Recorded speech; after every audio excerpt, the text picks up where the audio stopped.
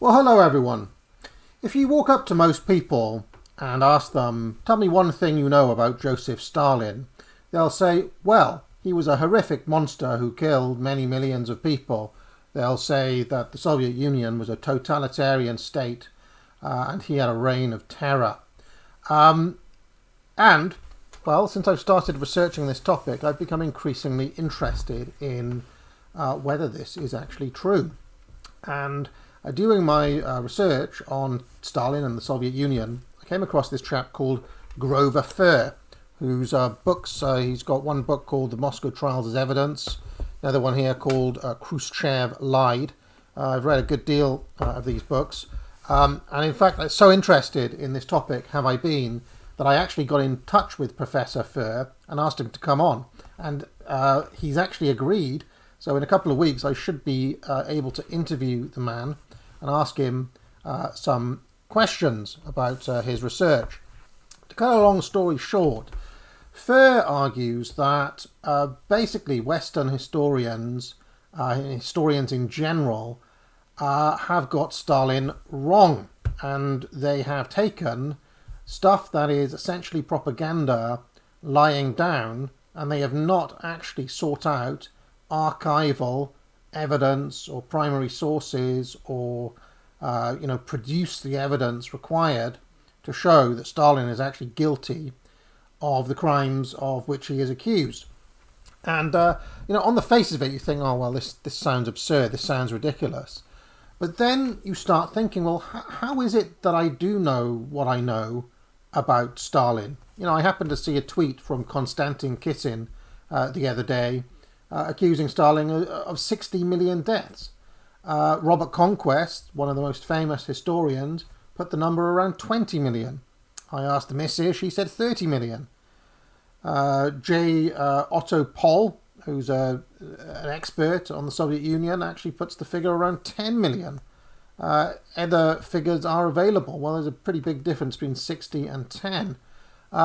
What Grover Furr does in these books is he basically hones in on how this story of, the monster, he calls it the myth of the twin monsters, Hitler being one, Stalin being the other, and of the twin totalitarianism. So you've got Nazi Germany as one totalitarian state, and then you've got the USSR as another one. And he looks at, well, how is it that this story about the Soviet Union and about Stalin being this monster came about? And his thesis, I've actually made this kind of meme diagram thing here to talk you through. It should be up on the screen as you watch this. He says, well, in the 1930s, when Trotsky was exiled from the Soviet Union, he was kicked out for what was known as left opposition or the left deviation, and his vehement disagreements with direction that Stalin wanted to take the Soviet Union, socialism in one nation versus the permanent revolution that Trotsky wanted. So once Trotsky was exiled, he first of all he went to New York, and then he went to various other places, France, and then he ended up in Mexico, where he was finally assassinated in 1940. But when he went there to Mexico, and while he was away, Trotsky didn't stop writing. He was writing furious diatribes against Stalin. In fact, the term totalitarian, as it is applied to the USSR, originated in the writings of Trotsky. All of the things that we think about Stalin actually originate with claims made by Trotsky in the 1930s, that he was repressive, that he was running a police state, that he was a kind of incompetent, or not incompetent, but a mediocre man, that he was, paranoid, that he wasn't open to discussion, that he was dictatorial. All of these things, your image of Stalin basically comes from the writings of Trotsky. What was pivotal is that Trotsky was writing in English, and he was quite influential among certain intellectuals, leftist intellectuals, in New York at that time. So the kind of basic set of ideas about Stalin comes up from Trotsky. Then, in the 1950s, after Stalin died, Khrushchev essentially performs a kind of soft coup within the Soviet Union and gives this famous speech called the Secret Speech in 1956, where he announces to the world that Stalin is guilty of all sorts of atrocities and crimes, and that he renounces all of Stalin's works and says that Stalin betrayed the spirit of the revolution, which is interesting because that is the title of a 1937 book by Trotsky called The Revolution Betrayed. And Khrushchev essentially repeats all of the things that Trotsky says in that book, and more. And in Khrushchev Lied, Grover Furr goes through every single thing, 61 different claims that Khrushchev makes, and then tries to find evidence for it. He goes into the archives and he says, well, is it true? What's this based on? How is Khrushchev coming up with all of this stuff? Because up until that point, up until the speech given in 1956, for most people in the world, especially leftists and Soviet, supporters of communism and so on, they had no idea what was going on, or supposedly going on, in the Soviet Union. So from that moment, Khrushchev gives this speech, and it's difficult to explain the impact that had. They talk about, for example, people who were committed communists renouncing their membership of the party, walking out on communism at that moment in 1956, as all of these things were revealed and Stalin was discredited. And there are reports of the same people going across the road and joining their local kind of Trotskyist chapter. So Trotskyism had been pretty marginalized and had been pretty fringe up until that point. But from the point of the secret speech, numbers of Trotskyites skyrocketed, while people, the position of supporting the Soviet Union was completely discredited. One of the things I'm going to ask Grover Furr when he comes on is, why would Khrushchev do this? This seems like a kind of PR own goal, because it basically destroyed the cause of communism around the world. And still, whenever anybody mentions communism, people will just default to, well, Stalin killed 30 million people. And the origin of all of these claims is this speech by Khrushchev. Then what happened, as we're following our diagram around here, is Khrushchev got various court historians, various kind of ideologists, magazine writers, intellectuals within the USSR who were friendly to Khrushchev, to write, to kind of put meat on the bones of the things that he'd said in the secret speech. So in that period there in the 50s, all sorts of studies were produced making claims about what Stalin did. Then Robert Conquest, who was a famous historian slash journalist slash kind of cold warrior, right winger, conservative in the 60s, wrote a book called The Great Terror in 1968, where essentially he just repeats all of the things that Khrushchev says and takes the evidence, takes the data, takes the claims from these studies and articles and books that were produced under Khrushchev, and he takes those uncritically. Now, I've not just relied on Grover Furr. I've actually read around quite a bit. There's a number of different studies I've read, and I'm not a trained historian, but one thing I can tell you, because it doesn't take a genius to figure out, Conquest was not, whatever he was doing, he was not doing history. Like, his estimates are wildly, and I mean wildly, off.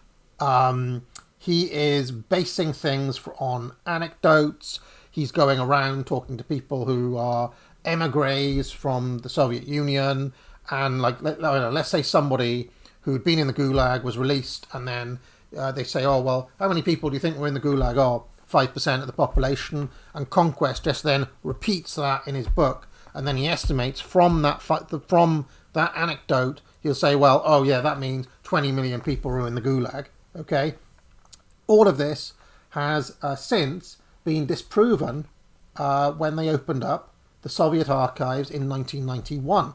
And this Grover Furr spent a lot of time going through those Soviet archives.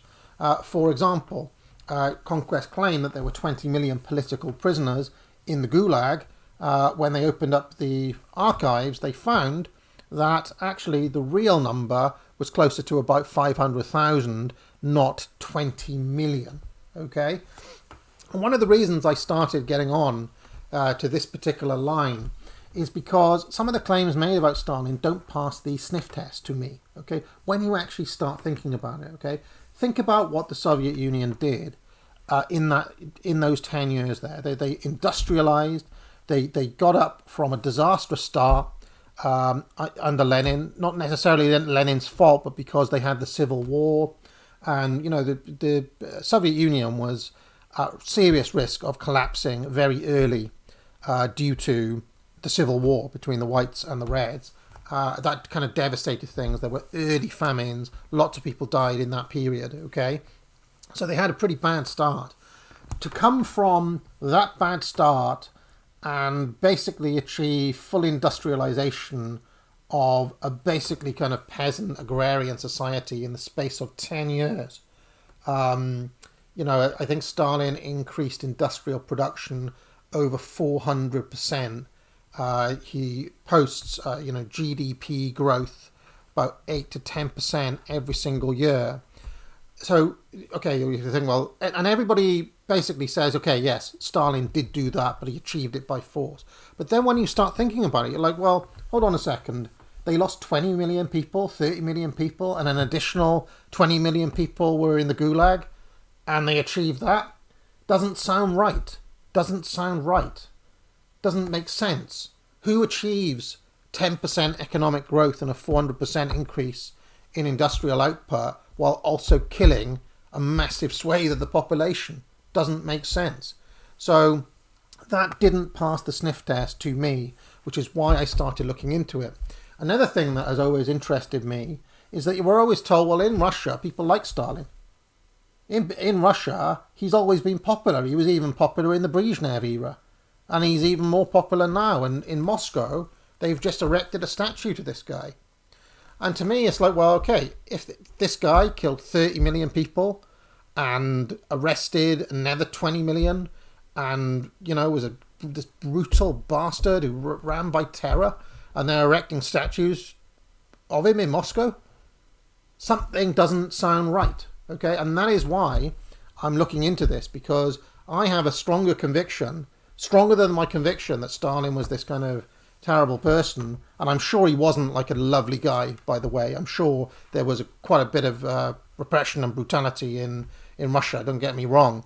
Well, what I'm saying is we're not being told the full truth here, because one thing I'm more certain of than whatever happened in Russia is that what I call the boomer truth regime, what I call, you know, the kind of bubble of lies that we've grown up in after World War II, I'm now convinced that maybe 80%, 85% of the mainstream kind of stuff that we're taught probably is embellished in some way or is not true in some way and probably needs to be looked at again. So when I kind of went down this rabbit hole, I didn't really know what to expect to find. I have been really quite interested in some of the stuff this Grover Furr chap and others working in a similar vein have uncovered in those 1991 Soviet archives, and other things, like, for example, in the Moscow trials, right? The story of the Moscow trials, again, coming first from Trotsky, and I find it very interesting, actually, that, I mean, again, if we look at this picture again, how is it that the Western Cold Warriors, the American conservative neocons, you know, the people in the 60s, 70s, 80s, how is it that their view basically mirrors Trotsky's view exactly? It's kind of interesting when many neocons also started life as Trotskyists, right? And it just so happens that our view of Stalin is exactly Trotsky's view. Something's not right there, okay? Anyway, in this book, The Moscow Trials as Evidence, one of the things that Grover Furr does that really interested me is he's like, look, have you ever read the Moscow Trials? Have you ever looked at the transcripts of what was said, of the cross-examinations, of the answers back and forth? What were the guys accused of during the Moscow Trials? Just because, okay, so the standard story is, oh well, they threatened these people's families, they tortured them, and because the confessions were coerced, that means that, there was, this evidence is inadmissible, and therefore, probably none of these things are true. It was all made up by paranoid Stalin.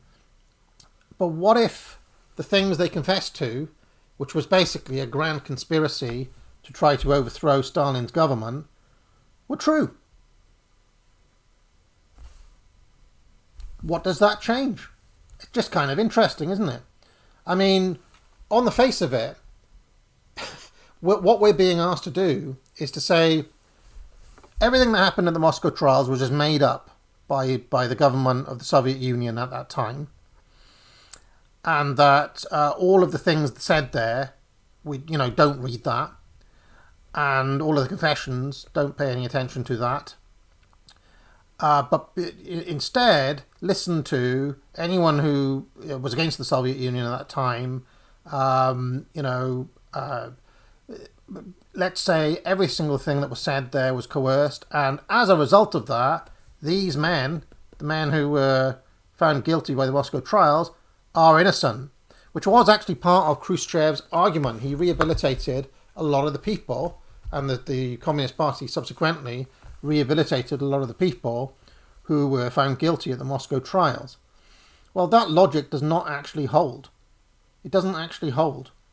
It doesn't really stretch credulity to think that, a group of committed revolutionaries who already overthrown one government, let's not forget, a group of, let's not forget, these guys were Bolsheviks, professional revolutionaries, who had fallen out of favour and been kicked out by Stalin, would not then conspire to overthrow Stalin. It, to me, makes perfect sense. There are other elements to it, which maybe I'll get into when I talk to Professor Furr. One of the odd parts of it is that they think there's a kind of German angle. That Trotsky, in some obscure way, was working with the Germans. I'll get more into that when I speak to Professor Furr. But one of the things Furr does is he shows evidence. He's like, look, at the Moscow Trials, these people who apparently had been coerced and were, confessing to all sorts of things, denied having any contact with Trotsky. Right? So at the trials, they denied, they were like, oh, look, we were not in touch with Trotsky during this, okay? And yet, he turns up from archival evidence of letters to and from Trotsky, into the Soviet Union during that period. So it's like, well, okay, they actually lied during the trials, which is a little bit strange if you think that, they've been coerced to say these things. They still find a way to lie. Very interesting to me. And it's not just the Moscow Trials that he focuses on. There are all sorts of other areas, all sorts of other things that have been said about Stalin. Like there was a cult of personality, for example. That the regime was brutally oppressive and killed millions of people, like we talked about. And on each one of these different things, Furr's like, okay, well, you're making extraordinary claims. Where's the evidence? And what Furr talks about is an anti-Stalin paradigm, right? That is, you get into a mindset where your de facto mode, the null hypothesis, if you want, is Stalin was a murderous, tyrannical bastard, a monster, okay? And then historians basically try to fit all of the evidence they can find into that paradigm. They don't start from the viewpoint of, is any of this stuff true? they tend to select their evidence, according to Fur, to fit that pre-existing narrative that was originally invented by Trotsky, then embellished by Khrushchev, and then sent around the world and made mainstream by Robert Conquest. And then every other historian copies Robert Conquest. This is a very interesting area. One of the things that got me interested in Fur is basically the level of his obsession with this topic. For example, he says that in the 1960s he got hold of Robert Conquest's famous book and went through 1,000 footnotes in that book, and then says he checked every single one of those footnotes and found that frequently Conquest took things out of context, made things up, was basically quoting people who were not, who in themselves were just repeating things that other people had said. And basically what you end up with is a kind of lattice, a kind of matrix of people all quoting each other, okay, where you can't ever get to the original source. Let's not forget that the archives were not actually open until 1991, right? So all of the evidence that was produced was just people saying stuff. It was just like, well, this guy said it, that guy said it. Oh, you can't listen to him, can't listen to him. And one of the things that got me interested in this was actually reading Molotov Remembers, where Molotov, independently of what Fair is saying and independently of what various other people have said, basically repeat some of the stuff that Fair says here and in those other books. I also picked up a book by Anna Louise Strong called The Stalin Era, where she was an American journalist. She says she was actually sitting there during the Moscow trials. She actually witnessed it with her own eyes and said there was no sign that anybody had been coerced there. The American ambassador to the USSR, Ambassador Davis, who wrote a book called Mission to Moscow, famous book, he was sitting there too and said, actually, I think these were fair trials and I think the guys were probably guilty. There was a British MP who was sitting in the room too, who said a similar thing, right? And this is in a book written all the way back in 1956 by this woman called Anna Louise Strong. So to me, it's like, well, how can I put it? I'm not saying I believe everything that Professor Fur is saying, and I totally believe the guys who are on the other side of the argument. What I'm saying is there's something not right with the story that we're told. It's cartoonish. It's too simple. It's too... At any time you get a scenario where, oh, these guys were just thoroughly evil in all ways and all of their opponents were innocent in every single way, which is basically the story that we're told from Trotsky's point of view, then later by Khrushchev and so on. That then gets the alarm bells ringing, because that is not history, it is propaganda. It is a form of propaganda, okay, designed to discredit something, whether it's communism in general being discredited or just the figure of Stalin. And we can go into what some of the motivations may have been for that. Stalin internally started to turn on certain sections of the Bolsheviks, and indeed he started to notice certain ethnic groups dominating certain areas. When I was reading Molotov Remembers, I was shocked to learn, for example, that when Molotov became the foreign secretary, I think in 1939, just before the Molotov-Ribbentrop Pact was signed, that he basically fired every single member of a certain ethnic group from the Foreign Office because they couldn't be trusted. Right, they couldn't be trusted. So that was all the way back. That was in 1939. They were already thinking along those lines. And it's funny, I think, that you get this kind of quick turn. Let's not forget there was wartime propaganda from Britain and America that painted Stalin in a very different way, as Uncle Joe, as this kind of fatherly war hero in a way. And in George Orwell's 1984, we've always been at war with Eurasia, or Oceania, or whatever it is. It's like that happened almost overnight in 1946, something like that, where you get this kind of, now the Soviet Union was this power not to be trusted, and that goes into hyperdrive after Stalin's death and Khrushchev's secret speech. So, yeah, this is just a kind of video to say I've been looking at this stuff. I'm still kind of working through it. My assessment is that there's something there. There's something that these guys are onto that has kind of been made up over the years.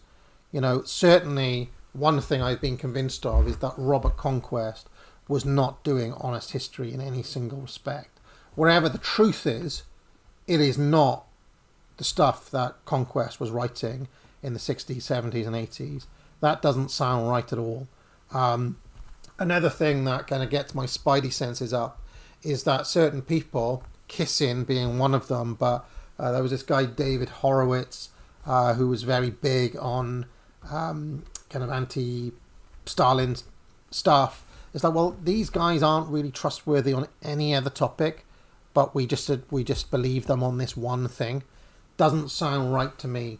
So in my commitment to discovering the lies of boomer truth, I'm looking into this area.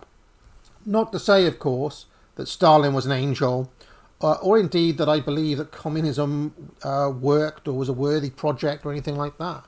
What I want to do, in the interest of honesty and scholarly rigour, is just to see, well, what is the evidence? All these claims made, but what are they based on? Where can you point to the document or to the statement, in the Soviet archives, or even in non-Soviet archives? Where is the evidence for all of these claims? And a lot of the time, it's like, oh, well, I read Solzhenitsyn. Well, Solzhenitsyn was a novelist who had a particularly ideological point of view, and of course he was a defector. So basically, you're taking the statements of defectors during a time of huge propaganda in the Cold War. Probably time to look at some of these things again.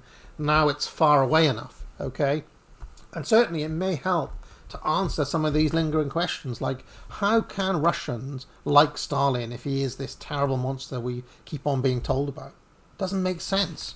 How did he achieve, record economic growth while he was also killing half the population? It doesn't make sense. So this is just a kind of thinking out loud about this topic. It's certainly been incredibly interesting.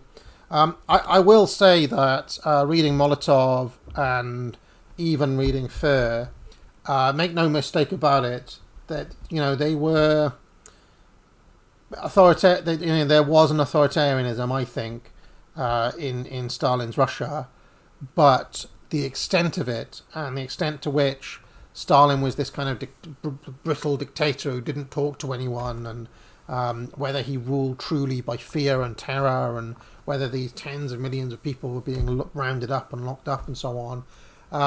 To me, that's starting to sound a lot more like a Hollywood version of events rather than what was actually happening.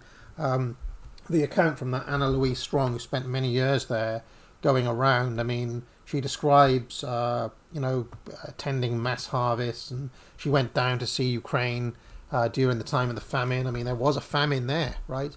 Nobody denies this, but their version of events is a little bit different from what we're used to reading in mainstream history.